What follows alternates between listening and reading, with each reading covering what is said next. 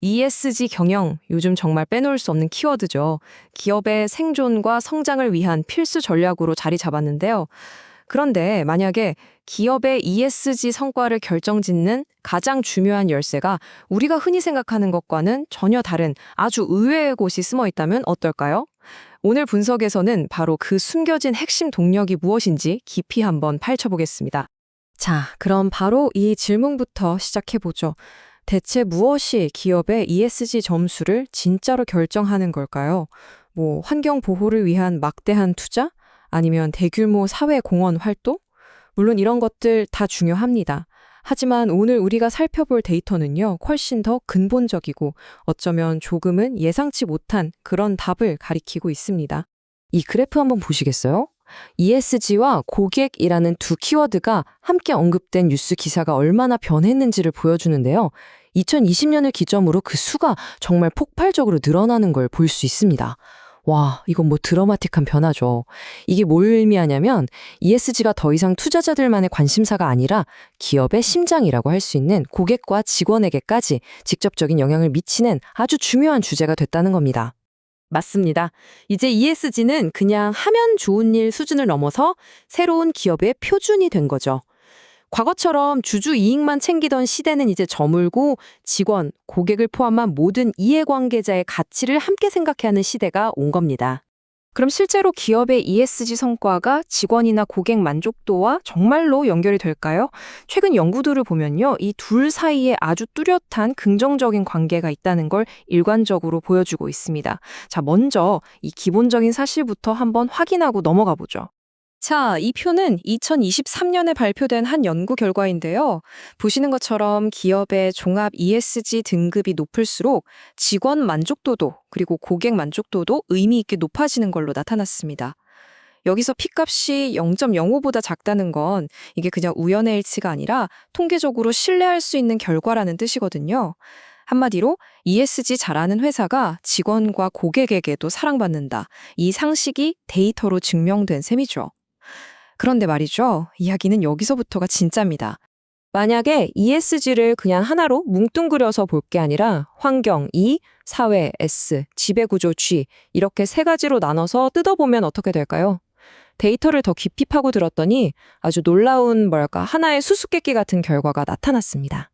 우리가 보통 생각하던 것과는 완전히 다른 결과였죠. 바로 이겁니다. 이 슬라이드가 오늘 이야기의 가장 핵심적인 전환점이라고 할 수 있겠네요. 환경이나 지배구조 활동은 예상대로 만족도를 높이는데 긍정적인 영향을 미쳤어요. 그런데 정말 놀랍게도 우리가 흔히 사회공헌 활동의 대표주자로 생각하는 기부 같은 S영역 활동들은요, 직원이나 고객 만족도에 거의 아무런 영향을 주지 못했습니다. 진짜 이상하지 않으세요? 바로 이 지점에서 우리는 근본적인 질문을 던질 수밖에 없습니다. 우리가 익히 알던 그런 사회공헌 활동이 아니라면 도대체 뭐가 ESG의 사회 S 영역 점수를 끌어올리고 더 나아가서 ESG 전체의 성공을 이끄는 진짜 열쇠일까요? 이 수수께끼를 풀기 위해서 우리는 다른 보고서로 눈을 돌려봐야 합니다.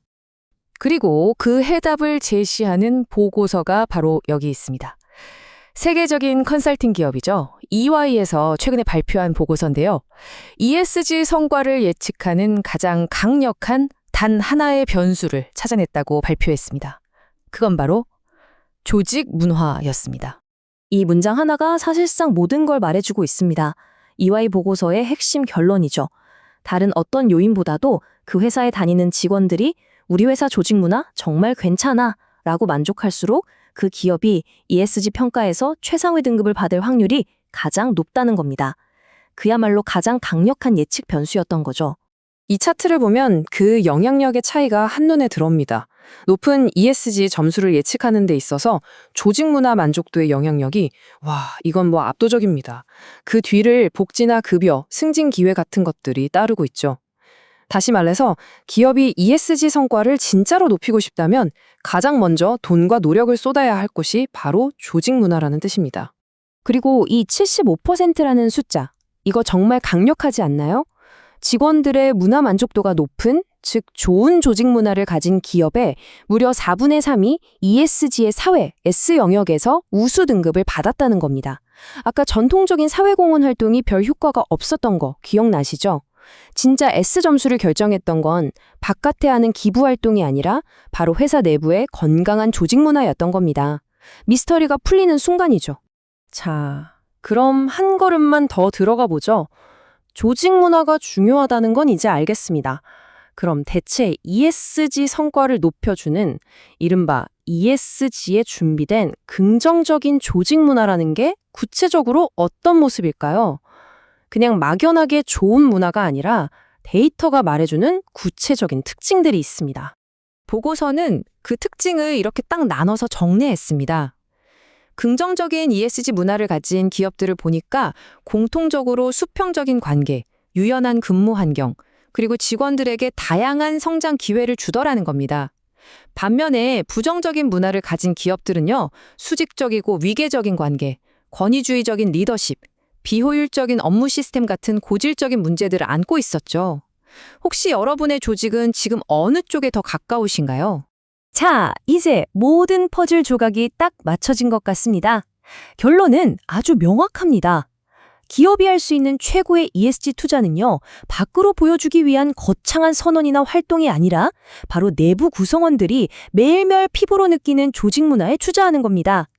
안을 단단하게 다지는 것이 결국 최고의 외부 평가로 이어지는 선순환을 만드는 가장 확실한 길이라는 거죠.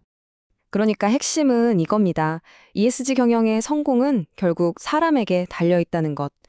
외부의 시선에 맞춰서 뭔가를 하기보다는 내부 구성원들이 서로 신뢰하고 존중하면서 함께 성장할 수 있는 토대를 만드는 것. 이것이야말로 가장 효과적이고 또 지속 가능한 ESG 전략입니다. 어떻게 보면 건강한 조직 문화 그 자체가 가장 강력한 사회적 책임 활동인 셈이죠. 오늘 분석을 마무리하면서 마지막으로 여러분께 이 질문을 던지고 싶습니다. 여러분이 몸담고 있는 조직의 문화는 기업의 ESG 가치를 높여주는 아주 귀중한 자산인가요? 아니면 오히려 그 가치를 깎아내리고 발목을 잡는 보이지 않는 부채인가요? 그 답을 고민하는 것에서부터 진짜 ESG 경영의 첫걸음이 시작될 겁니다.